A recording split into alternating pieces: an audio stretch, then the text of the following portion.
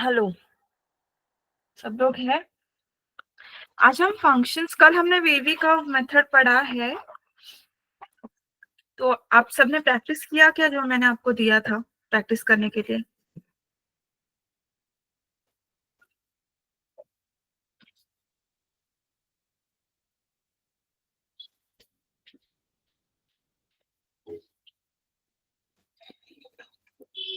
कितने लोगों ने प्रैक्टिस किया?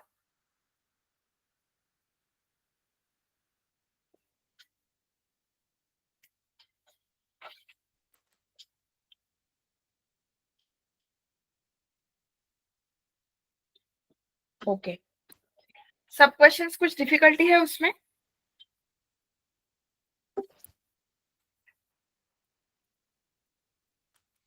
ठीक है, आज हम फंक्शंस करेंगे, तो आपको स्लाइड तो वैसे ही दिख रहा है। मैं पहले कुछ चीजें आपको बता देती हूँ जो फंक्शंस करने से पहले हमको चाहिए होंगी। एक दो कॉन्सेप्ट्स है जो मैं पहले बता देती हूँ और फिर will start with the functions. Okay, तो सबसे पहला चीज ये है कि फंक्शंस क्या होते हैं। What are functions?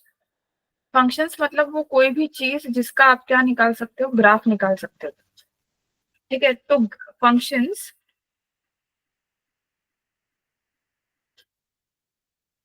What are functions? They are functions क्या होते हैं? वो होते हैं ग्राफ्स। तो जनरली हम कैसा फंक्शन लिखते हैं? हम लिखते हैं y equal to F of X. y equal to F of X मतलब क्या? y is expressed in terms of x। जैसे फॉर एग्जाम्पल अगर मैं लिखूं तो हम लिख सकते हैं y is equal to X square plus 3x - 9, y equal to 3x + 1, या y equal to sign x/3। ये सारे y expressed in terms of x है। सो ये जो x होता है उसको हम बोलते हैं इंडिपेंडेंट वेरिएबल। Independent variable. और जो y होता है, ये इंडिपेंडेंट है तो y क्या हो जाएगा? y dependent. किस पे डिपेंडेंट हो जाता है? y x पे हो जाता है डिपेंडेंट। तो अगर मुझे इसका ग्राफ खींचना है, तो आप बच्चे थे तब आप पढ़ते थे कि अगर मुझे y is equal to 3x + 1 खींचना है तो हम क्या करते थे? ऐसी वैल्यूज लेते थे, कुछ x की कुछ y की। मतलब x की वैल्यूज लेते थे, फिर वो y फिक्स हो जाता था और फिर हम उसको स्केच करते थे, जैसे 1 2 3 -1 -2 -3। अगर ये वैल्यूज में लू x की, तो आपके पास क्या प्रोड्यूस हो जाएगा? y। अगर x 0 हो, जैसे ये x है और ये y है, तो अगर x 0 हो तो y कितना हो जाएगा? 1। अगर x 1 हो तो y कितना हो जाएगा? 4। अगर x 2 हो तो कितना हो जाएगा? 7। और 3 हो तो 10। वैसे ही अगर -1 हो तो ये क्या हो जाएगा? -2।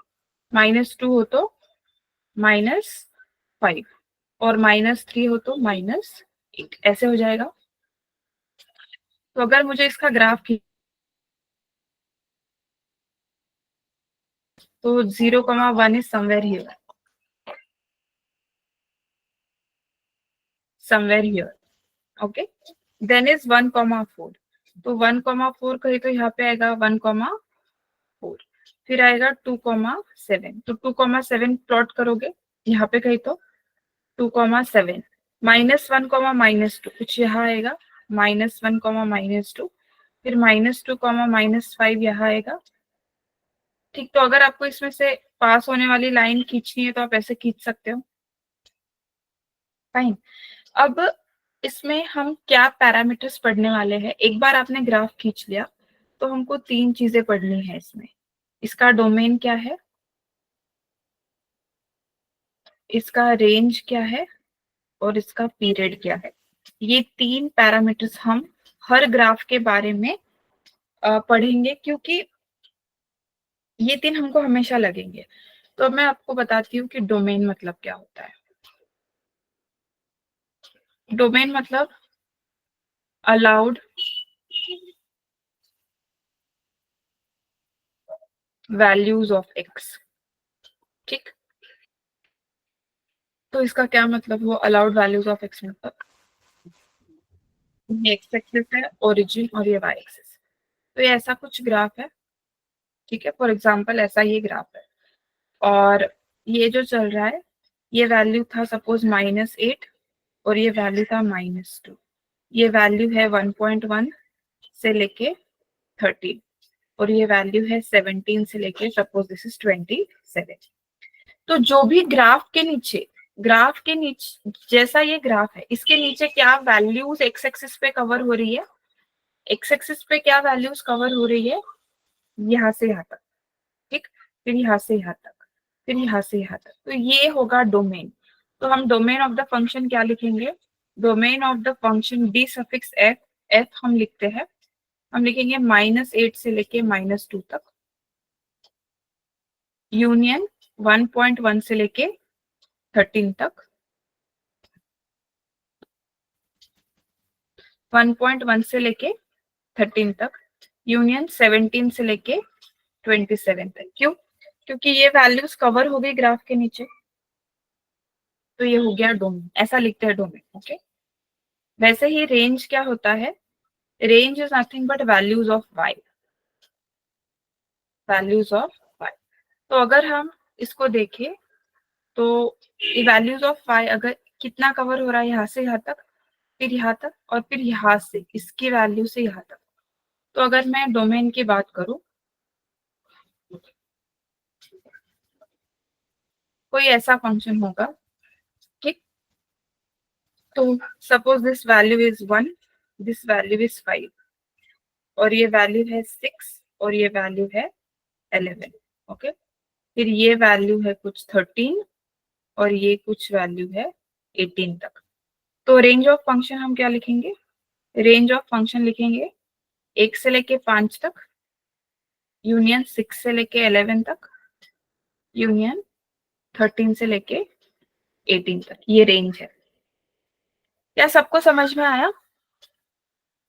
अगर फंक्शन एग्जिस्ट नहीं करता तो बोलने का तरीका ऐसा होता है, ऐसे गैप दे देते हैं, तो यहाँ पे ग्राफ नहीं है, ग्राफ में यहाँ पे क्या है, गैप है, गैप है। तो ये जो पॉइंट है suppose this is X is equal to A और ये है y is equal to B, तो x is equal to A domain में नहीं आएगा क्योंकि x is equal to A पे ग्राफ ही नहीं है, और y is equal to B range में नहीं आएगा क्योंकि y is equal to B value graph ने क्रिएट की ही नहीं।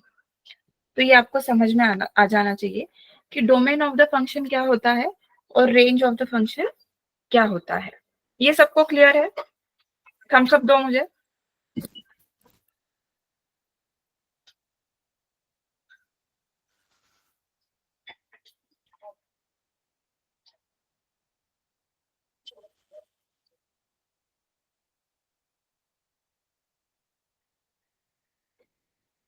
हाँ भाई, थम्स अप दो, समझ में आया क्या?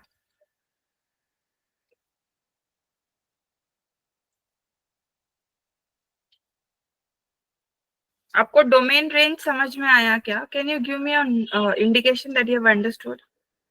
Bathinda, okay, all this people says yes. ठीक है, चलो। अब हम पढ़ेंगे तीसरा पैरामीटर, वो है क्या,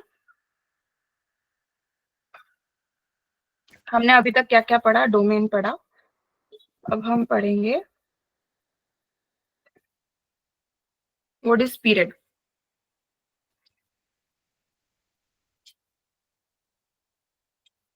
तो देखो, पीरियड हर फंक्शन को पीरियोडिक होना चाहिए ऐसा नहीं है। जैसे आपको ये फंक्शन पता होगा, नहीं पता होगा तो अभी मैं पढ़ाऊंगी आपको। ये फंक्शन है sign,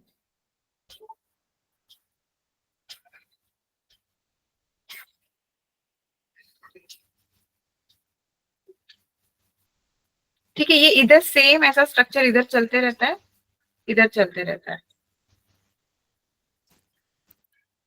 this is 0, this is y axis, this is x axis. Okay, अब ये जो वैल्यूज है ये यहाँ पे होता है पाई, ये मैं आपको बाद में पढ़ाऊंगी, ये 2 पाई, ये 3 पाई, ये 4 पाई, ये होता है -पाई और ये होता है -2 पाई।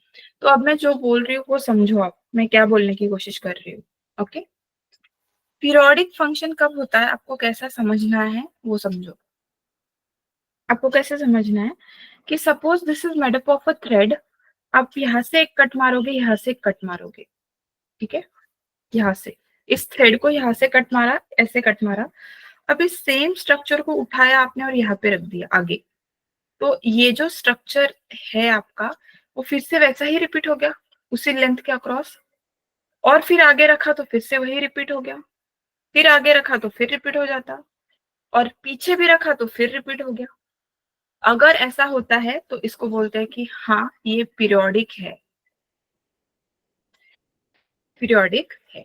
और पीरियड क्या है, तो पीरियड क्या है, जो इस आपने ये कट मारे ना, उसकी जो लेंथ होती है एक्स एक्सिस पे वो होती है पीरियड। तो ये लेंथ कितनी है, 0 से लेके 2 पाई तक लेंथ कितनी है, ये 2 पाई, तो दिस इज द पीरियड। अब कुछ बच्चे आर्ग्यू करते हैं कि मैम हम यहाँ पे कट मारेंगे, आप बोलो कि हमारा पीरियड कितना है, 4 पाई है, क्योंकि ये भी एक 2 पाई है, तो 2 पाई प्लस 2 पाई 4 पाई, तो वो गलत बात नहीं है। लेकिन हम हमेशा फंडामेंटल पीरियड को जनरली गिवन बाय टी हम हमेशा पहचानने की कोशिश करते हैं। अब फंडामेंटल पीरियड वो होता है, शॉर्टेस्ट लेंथ होती है, शॉर्टेस्ट लेंथ। ओके, पीरियड तो 2 पाई हो सकता है, 4 पाई हो सकता है, 8 पाई भी हो सकता है, बट मुझे शॉर्टेस्ट चाहिए, तो शॉर्टेस्ट कितना है, 2 पाई, इसलिए हम क्या बोलेंगे। वैसे ये ग्राफ किसका है, y equal to sine X का ग्राफ है ये, तो फंडामेंटल पीरियड कितना है, 2 pi. I hope you understood. अगर ये ग्राफ है, वैसा ही स्ट्रक्चर रिपीट होता रहता है, ठीक है। तो कुछ मैं अगर हमेशा जब क्लास में ये पूछती हूँ क्या ये पीरियोडिक है, तो बच्चे बोलते हैं कि हाँ यहाँ से यहाँ तक ये रिपीट होते रहता है तो ये पीरियोडिक है। ऐसा नहीं बोला मैंने, अगर आपने यहाँ पे कट मारा तो उसको उठा के आपको अक्रॉस एक्स एक्सिस आगे रखना है। इसको देखो, मैंने उठा के आगे रखा एक्स एक्सिस पे, वो बात होती है। इसको आप उठाओगे भी तो आगे रखोगे तो एक्स एक्सिस पे आगे रखना पड़ेगा, आगे रखोगे तो ये ऐसा आएगा, तो this is not periodic. Okay, this is not periodic. Her function को कोई पीरियोडिक होना कोई कंपलसरी नहीं है। जैसे मैं अगर ऐसा बोलूं, दिखते वक्त वो ना इल्यूजन क्रिएट करता है कि ये सिमिलर स्ट्रक्चर है, बट ये पीरियोडिक नहीं है। क्यों, क्योंकि अगर आप इस रेक्टेंगल को उठाओगे और आगे रखोगे तो ऐसा रेक्टेंगल बने, ऐसा नहीं बनेगा, तो this is not periodic. Fine, तो एक्स एक्सिस के अलोंग आपको वो आगे रखने पे ही आना चाहिए। जैसे अगर ऐसा है तो ये पीरियोडिक है, अगर ये सेम लेंथ के है तो ये पीरियोडिक है। अगर मैं बोलूं कि ऐसा है तो ये पीरियोडिक है, क्योंकि ये सेम लेंथ के सर्कल्स रिपीट कर रहे हैं एक दूसरे को, लेफ्ट साइड पे भी और राइट साइड पे भी, तो ये पीरियोडिक है। पीरियड कितना है वो देखना पड़ेगा। अगर ये लेंथ 1.7 है, ये भी लेंथ 1.7 है, ये भी लेंथ 1.7 है, तो इसका टी मतलब फंडामेंटल पीरियड कितना हुआ, 1.7। तो आपको ऐसा देखना होता है।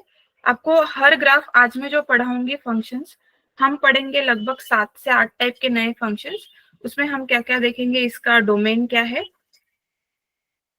इसका रेंज क्या है, और इसका क्या ये पीरियोडिक है। सबसे पहली बात, क्योंकि हर फंक्शन पीरियोडिक होगा ऐसा जरूरी नहीं है, तो क्या वो पीरियोडिक है, और अगर पीरियोडिक है तो उसका फंडामेंटल पीरियड क्या है, ऐसा देखेंगे हम। ठीक है, गुड।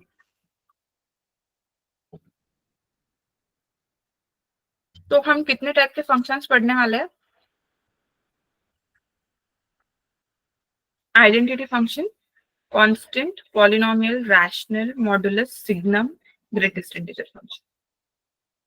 एक एक स्टार्ट करते हैं। इसका जो नाम है वो है आइडेंटिटी, तो इसके नाम से ही रिलेट होने वाले इसका काम भी है। आइडेंटिटी मतलब y इक्वल टू एक्स, मतलब y आइडेंटिकल है x से। इसका क्या मतलब है कि x और y में कोई अंतर नहीं है, x ही y है। अगर इसका मैं ग्राफ खींचने की कोशिश करूं तो graph would come something like this. Look at this, can everyone see the graph? This is y equal to x line. जैसे अगर मैं खींचने की ट्राई करूं इसको, जैसे आप करते हो,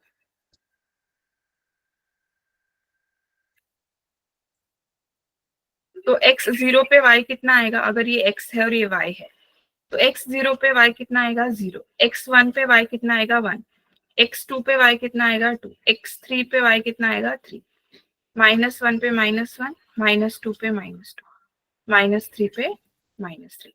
तो ये वही पॉइंट्स है। देखो ये पॉइंट होगा 2,2, ये पॉइंट होगा 4,4, यहाँ पे कोई पॉइंट होगा 8,8 एंड सो ऑन। यहाँ पे कोई पॉइंट होगा -3,3, ऐसा। तो x और y सेम सेम है। देखो y equal to X, y equal to X, two equal to two, -3 equal to -2। अब ये कहाँ तक जा सकता है? बिल्कुल ये 100,100 भी आ सकता है इसमें, और 1,000,1,000 भी आ सकता है।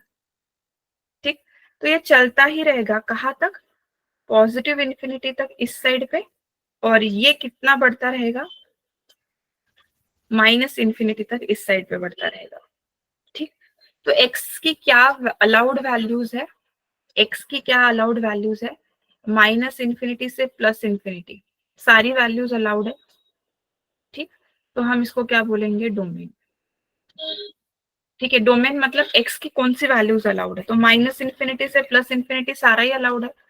इसको ही अच्छा तरीका बोलने का है ऑल रियल नंबर्स, क्योंकि कोई भी नंबर आप इधर डालोगे तो उस पे ग्राफ तो आएगा ही। ये हुआ डोमेन। रेंज क्या है? रेंज क्या है? Again if you move over minus infinity से प्लस इन्फिनिटी, तो वैल्यूज तो क्रिएट हो ही रही है सारी। ये इन्फिनिटी को जाएगा x, तो बड़ी बड़ी बड़ी वैल्यूज आती रहेगी y की, तो वो वैल्यूज आते रहेगी। तो आपका डोमेन क्या हुआ? सॉरी, रेंज क्या हुआ? अगेन माइनस इन्फिनिटी से प्लस इन्फिनिटी हुआ, मतलब नीचे की माइनस इन्फिनिटी से ऊपर की प्लस इन्फिनिटी, तो उसको फिर से तरीका क्या है? आर। अब बात बची पीरियड की, तो आप बोलोगे अच्छा मैम हम इतना सेक्शन उठा के आगे रख देते हैं अलोंग द एक्स एक्सिस, तो क्या होगा कि सेम लाइन पे तो लाइन आ जाएगी, बट इसका पीरियड कितना है हमको नहीं पता है। तो दिस इज कॉन्ट्रावर्शियल। ओके, ये सब चीज हुआ। ये समझ में आया डोमेन रेंज सबको? बताओ मुझे।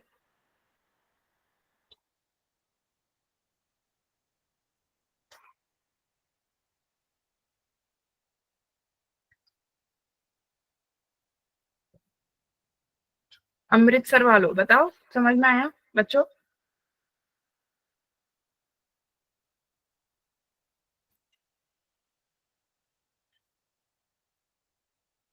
हम्म,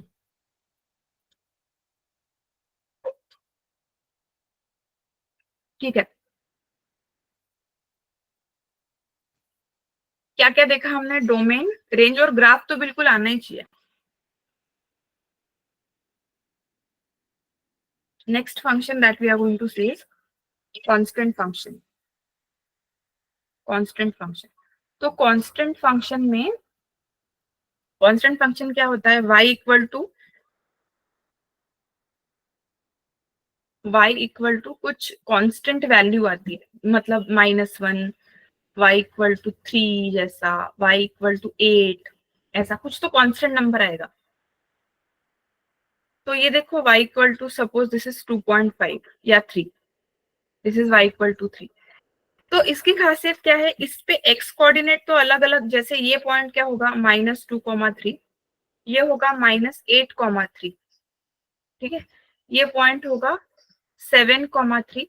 तो x कोऑर्डिनेट तो बदल रहे हैं, बट y कोऑर्डिनेट हमेशा कितना है? 3। इसीलिए इसको y equal to constant line बोलते हैं। अब ये line y is equal to 3 है। अगर मैं और खींचू यहाँ पे, तो ये y इक्वल टू 7 लाइन बनेगी यहाँ पे। ठीक, अगर मैं लिखूँ y इज इक्वल टू -5, तो y इक्वल टू -5 की लाइन यहाँ पे बन जाएगी। तो ये तो इन्फिनिटी से इन्फिनिटी थ्रू आउट चलेगी ये लाइन, तो इसका डोमेन तो क्या हो जाएगा, इन्फिनिटी से माइनस इन्फिनिटी से प्लस इन्फिनिटी, मतलब क्या, ऑल रियल नंबर्स। और जो रेंज है, जैसे आप यहाँ पे देखो कि ये बढ़े कितना भी इधर, यहाँ से यहाँ तक, लेकिन y की वैल्यू हमेशा कितनी रहेगी, y की हमेशा वैल्यू कितनी रहेगी, बॉयज, 3, 3। ये कितना भी आगे चला जाए y की वैल्यू यहाँ पे, सॉरी, यहाँ पे 7 7 7 ही रहेगी, और यहाँ पे 3 3 रहेगी। यहाँ पे हर पॉइंट पे x कोऑर्डिनेट बदलेगा, लेकिन y कोऑर्डिनेट हमेशा कितना रहेगा, -5। तो अगर मैं स्टैंडर्ड नोटेशन में y is equal to k लिखूं, तो रेंज क्या आएगी, रेंज आएगी सिर्फ वो y की वैल्यू k। तो यहाँ पे इन्होंने स्टैंडर्ड क्या यूज किया है, y equal to c use किया है, तो c कांस्टेंट है, तो रेंज क्या आएगी, सिर्फ c आएगी। और y equal to constant line कैसी होती है, हॉरिजॉन्टल लाइन होती है, मतलब पैरेलल टू x एक्सिस। बताओ समझ में आया सबको।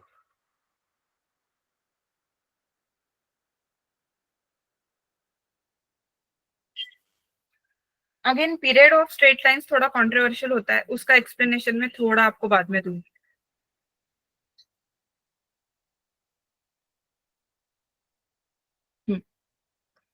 ओके, ये क्या है, कांस्टेंट फंक्शन। अब देखो पॉलिनोमियल फंक्शन, कोई बता सकता है मुझे पॉलिनोमियल फंक्शन मतलब क्या होता है, what is a polynomial function. Polynomial function का स्ट्रक्चर देखो ऐसा होता है, मतलब F of X equal to constant है, फिर a1, मतलब ये सारे कांस्टेंट है, ये a0 a1 a2, ये कोई तो कांस्टेंट है, फिर एक वेरिएबल है, फिर वेरिएबल की पावर बढ़ती जाएगी, कहाँ तक, x पावर n तक।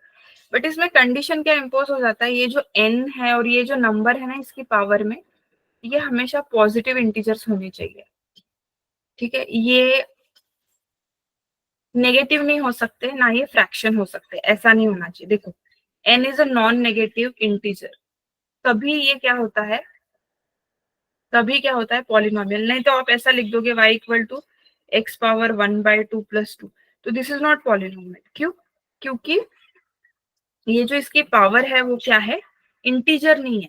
तो इंटीजर अगर नहीं चाहिए, मतलब इंटीजर चाहिए ही नहीं हमको एक्चुअली, सॉरी सॉरी, फ्रैक्शन या नेगेटिव भी नहीं चाहिए, जैसे y equal to X power -2 + 3/2, अगर ऐसा है तो ये भी इस फॉर्म में तो एटलीस्ट ये क्या नहीं है, क्या बोलते हैं हम इसको, पॉलिनोमियल फंक्शन नहीं, ठीक है।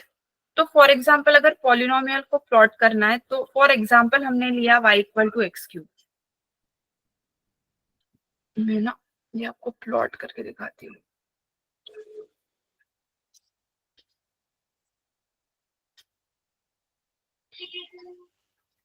हम इसको प्लॉट करते हैं,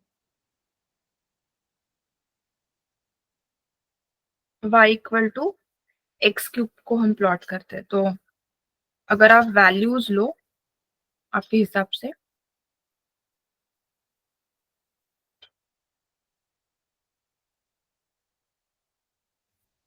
तो अगर x 0 है तो y भी 0 है, x अगर 1 है तो y भी 1 है, x अगर 2 है तो y कितना है 8, और x अगर 3 है तो y कितना है, 3³ कितना होता है 27। वेराज अगर ये -1 है तो ये भी -1 है, ये -2 है तो -8 है, और -3 है तो -27 है। तो अगर मैं इसको ग्राफ करने की कोशिश करूं,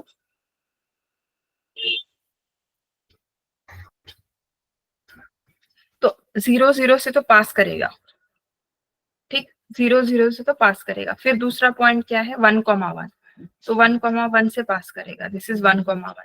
फिर 2,8, तो 2 से थोड़ा ज्यादा ही जंप हो गया, 2,8। फिर 3 से तो और ही ज्यादा जंप हो गया, तो कहीं तो यहाँ आ गया 3,27। फिर 1, -1, यहाँ पे आएगा, फिर -2, -8, तो -2, -8, और -3, -27 यहाँ पे कहीं तो ये ग्राफ देखो ऐसा बनता है, ऐसा यहाँ पे एकदम स्ट्रेट लाइन नहीं है, खैर थोड़ा कर्ड होता है ऐसा। तो यहाँ पे -3, -27 कुछ तो आ जाएगा।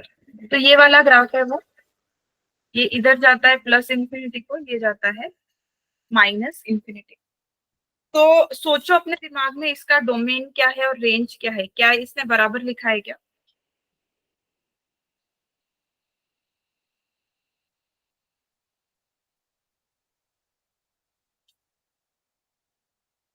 हम्म, बराबर लिखा है।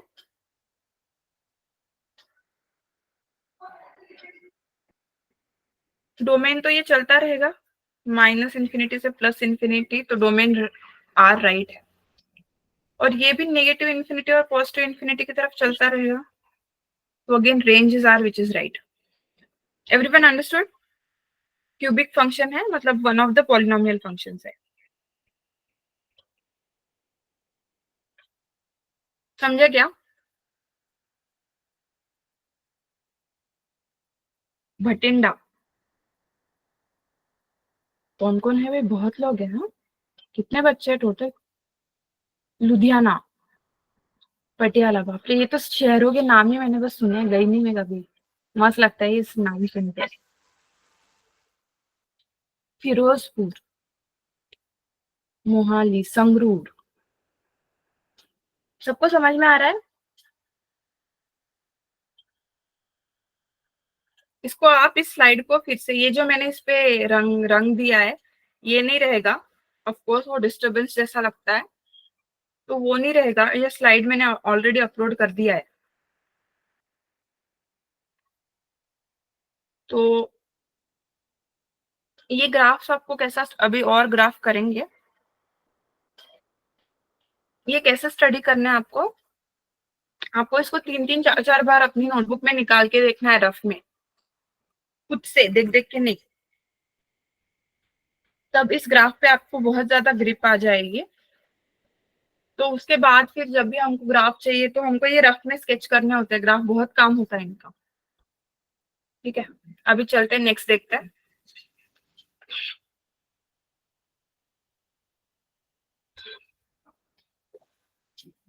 This is a one more example of a polynomial function which is y equal to x square. तो y equal to X square को प्लॉट करेंगे हम, तो हमारे पास कैसा आएगा?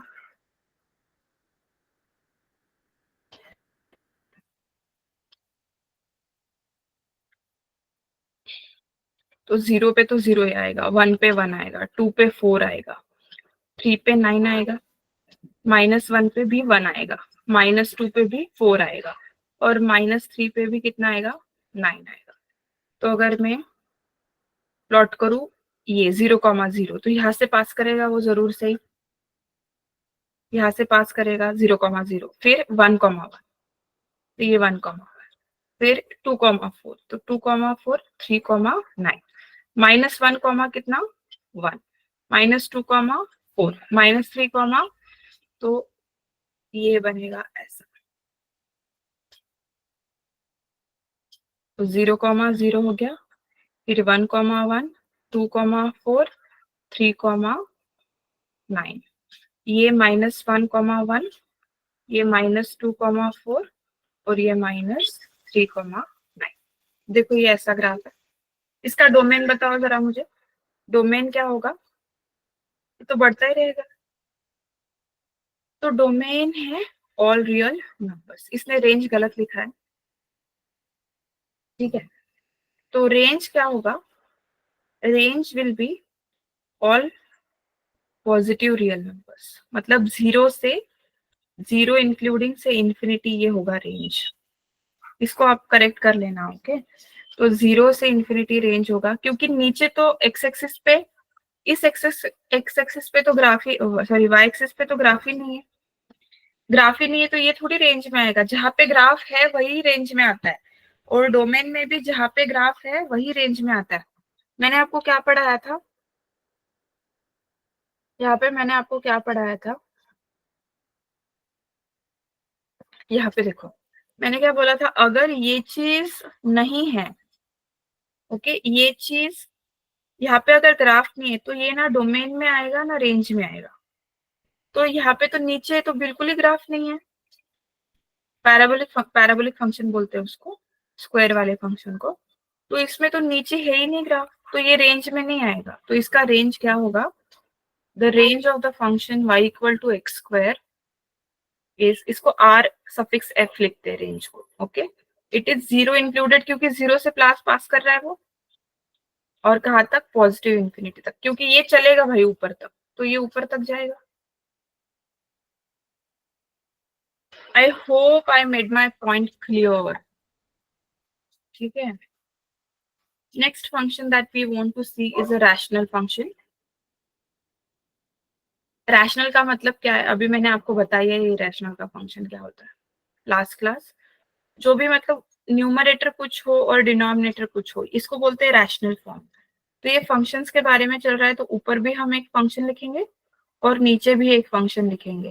लेकिन मैंने आपको बोला है कि जब भी ऐसा कुछ भी है मैथमेटिक्स में थ्रू आउट, तो डिनोमिनेटर में कभी जीरो नहीं चलेगा। तो इसके साथ एक कंडीशन जरूर आता है कि G of X can not be zero. देखो ये हमेशा लिखा दिखेगा आपको, ठीक है। And X is going from, X is all real numbers. तो अगर मैं एक एग्जांपल, सिंपल वाला example y equal to 1/x ही ले ले हम, मैं इसको प्लॉट करती हूँ।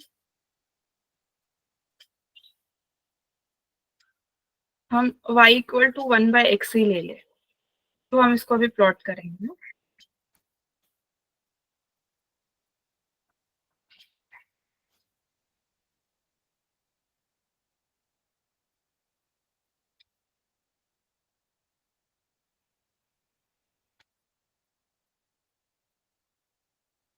तो अगर जीरो ले सकते हैं क्या, x जीरो ले ही नहीं सकते। तो x अगर हम 1 ले ले, x अगर हम 1 ले ले तो y कितना आएगा 1। x अगर हम 2 ले ले तो 1/2 कितना होगा 0.5। 3 ले ले तो 1/3 विच इज 0.3। 4 ले ले तो कितना आएगा 0.25।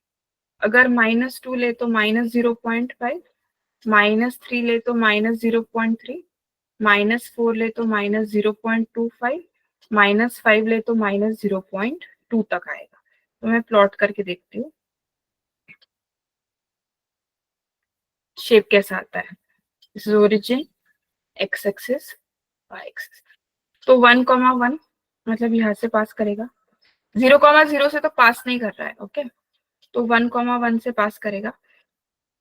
2,0.25 मतलब जैसे x बड़ा y कम हो गया, तो ये आएगा 0.2, 0.5। जैसे ही 3 बढ़ा तो और छोटी होगी वैल्यू, 4 और 0.25 हो गया।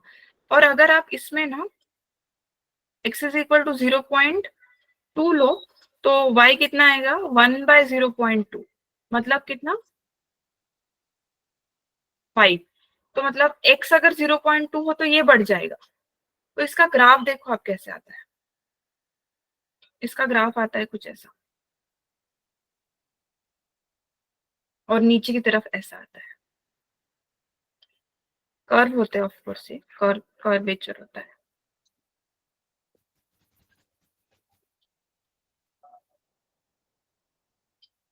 ठीक है।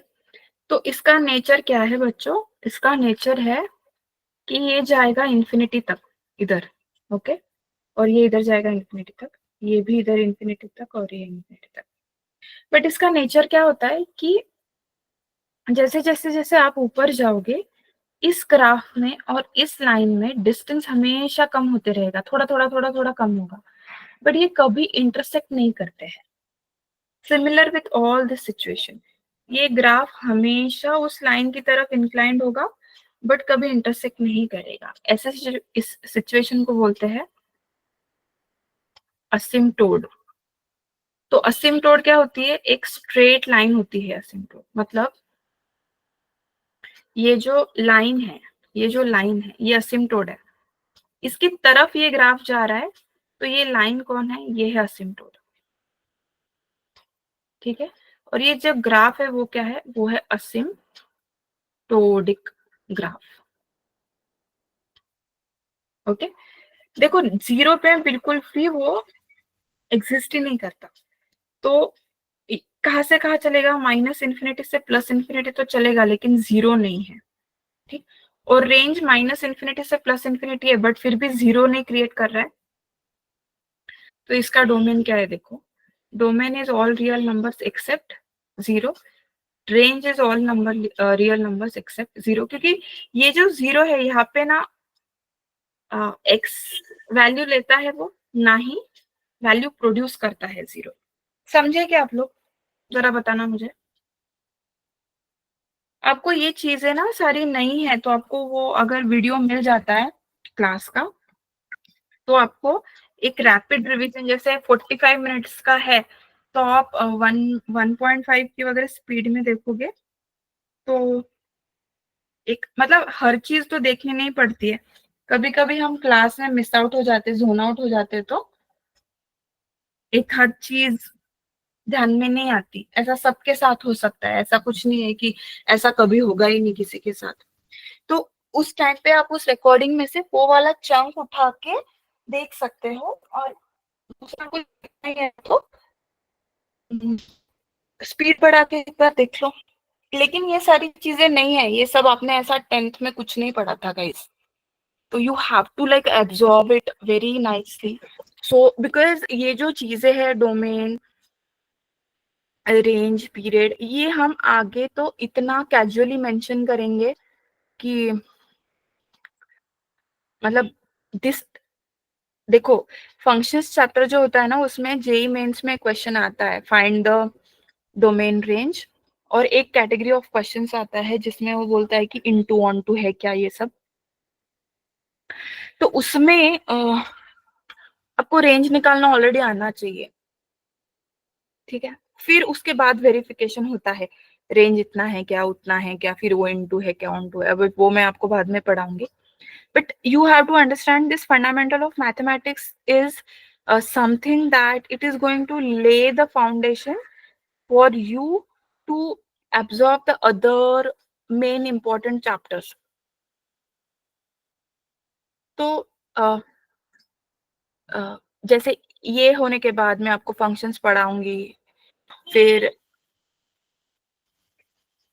ट्रिग्नोमेट्री पढ़ाऊंगी, उसमें हम ये डोमेन रेंज तो हजारों बार ही यूज करेंगे। और तब मैं किसी को ये मतलब कोई भी फैकल्टी जब पहली बार ये पढ़ा देते हैं और इसकी काफी प्रैक्टिस करते हैं हम लोग, तो उसके बाद इसका डोमेन क्या आया, उसका डोमेन क्या आया, ऐसा जिसको सवाल आता है उसको तो वो पहली ही स्टेप पे घायल हो जाता है, उसको आगे वाला तो कुछ समझ आने की चांस ही नहीं है, क्योंकि उसको ये पहला वाला चीज नहीं समझ में आ रहा।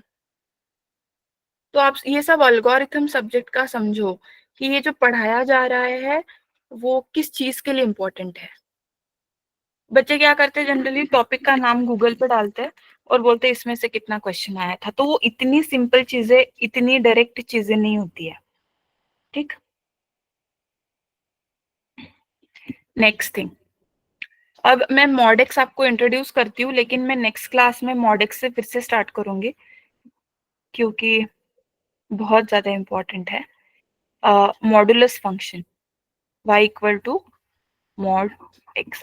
सो द आपने ये मॉड तो सबको पता ही होता है, बट तुमको इतना पता है कि अगर मॉड -7 है तो इसका आंसर 7 है, अगर मॉड -3.8 है तो इसका आंसर 3.8 है, मॉड 5 है तो इसका आंसर 5 ही है। ये सब तुमको पता है, बट ये यहाँ से यहाँ किस जादू से हो रहा है ये तुमको पता नहीं है। ये मुझे, because this is what you have used already, but how this ends up being this is something that you do not know. That is what we are going to see now. ये यहाँ से ऐसा कैसा हो जाता है। तो actually y equal to mod x किसी जादू से ऐसा नहीं होता है। y equal to mod x opens as +x and -x depending on the what is the value of x।